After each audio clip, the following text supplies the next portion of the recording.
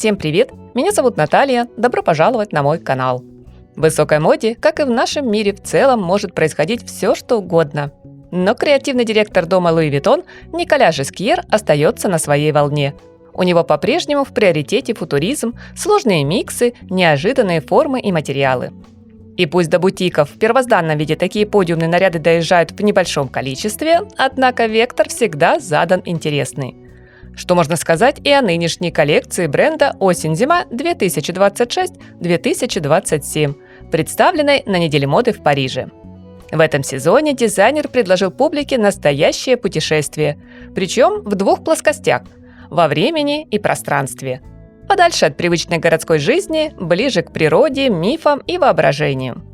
Если прошлый показ Луи Виттон был наполнен уютом исторических интерьеров и атмосферой дворцового спокойствия, то теперь Николя Жескьер даже не намекает, а прямо говорит: пора отправиться в путь.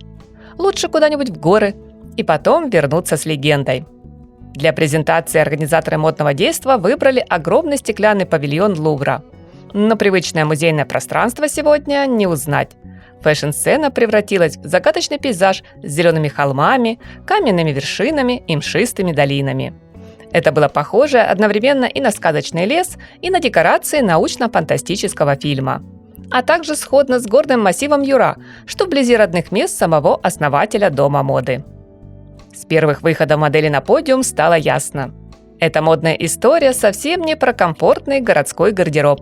Показ открыли необычные накидки, напоминающие бурку, традиционную верхнюю одежду пастухов из плотного войлока, которая хорошо защищает от холода, дождя и ветра. Правда, в исполнении бренда Луи Виттон они выглядели так, будто их владелица неожиданно разбогатела и решила обновить гардероб в лучших торговых салонах Парижа. Длинноворсовая шерсть, роскошная кожа, сложные конструкции, скульптурные формы и впечатляющие объемы. Акцентное плечо, сходное с крылом самолета. Все настолько монументально, что вполне могло бы оказаться в музее современного искусства. Пока иные дизайнеры делают ставку на практичность и повседневность, Жескьер снова выбирает фантазию. Он предлагает не адаптироваться к реальности, а хотя бы ненадолго выйти за ее пределы. Основой коллекции стала идея, которую креативный директор озвучил – антропология моды.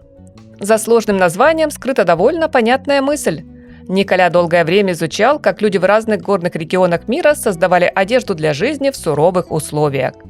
При этом он не копировал конкретные национальные костюмы, а искал лишь общие принципы – способность противостоять непогоде, свобода движения, мотивы народного творчества. Так появился гардероб главной героини бренда – своеобразной кочевницы будущего, для которой важнее не бетонные небоскребы, а природа.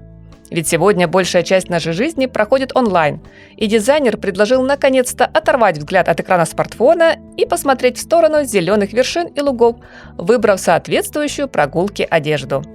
Его модную философию полностью поддержала цветовая палитра коллекции.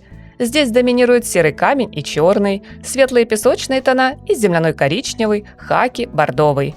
Но время от времени спокойную гамму нарушают алые, нежно-голубые, салатовые и ярко-розовые детали. Как сигнальные огни среди горного пейзажа, чтобы вас точно заметили. Относительно принтов, помимо знакомой клетки и цветочных мотивов, вас наверняка удивят нашивки-картинки с изображением очаровательных ягнят, один из которых запрыгнул в сапоги Луи Виттон. Для их создания и в качестве тизера к модному шоу дизайнер использовал работы художника Назара Стреляева-Назарко. Его трогательные и наивные рисунки добавили теплоты сложным и масштабным образом. На фоне архитектурных силуэтов маленькие животные смотрелись очень мило и стали напоминанием о том, что за любыми высокими концепциями всегда останется простая потребность в хороших, добрых эмоциях. При всей необычности представленных нарядов в коллекции, будь то накидки дома или платья, сшитое из абсолютно разных по фактуре и цвету материалов, мы с вами найдем немало вещей и для повседневного гардероба. При просмотре видеоряда, друзья, рекомендую обратить внимание, например, на шерстяное пальто даффелкот, кожаные куртки с меховыми воротниками, элегантный брючный костюм в черном либо в молочном тоне, длинный теплый свитер с высоким воротом, бушлат с мохнатыми рукавами, укороченный стеганый жакет. Не обошлось, конечно, без странностей. Те же головные уборы. Треугольный из овчиной кожи, что похож то ли на шапку кочевых народов Алтая, то ли на бумажный кораблик, что мы делали в детстве. Или шляпа один в один птичье гнездо, а также парочка плетеных конструкций, напоминающих по форме огромную корзину. Не менее необычными оказались некоторые модели сумок. Помимо деревянной избушки, котелка и белой пушистой овечки, отмечу сумку-котомку с завязанными ручками. Этот узелок на палке смотрелся особенно мило, потому что лично мне напомнил старый добрый мультфильм «Ежик в тумане». А теперь, дорогие мои, главный вопрос. Удалась ли коллекция? Думаю, да. И пусть дизайнер не старается угодить всем, сделать гардероб максимально удобным, но Николя Жескер и ранее, и сейчас продолжает нас удивлять, озадачивать, иногда спорить с увиденным. Новая линейка образов Луи Виттон – это история о природе, свободе, умении фантазировать и способности восхищаться миром вокруг. Иногда для этого действительно достаточно выключить телефон, выйти из города и посмотреть по сторонам. А если на вас еще и окажется огромная меховая накидка, впечатления будут только сильнее. Приятного просмотра, друзья! Спасибо огромное всем, кто не забыл поддержать видео лайком и комментарием. Не бойтесь пробовать что-то новое. Удачи в поиске личного стиля. Пусть мода для вас будет комфортной и яркой, а настроение позитивным и солнечным.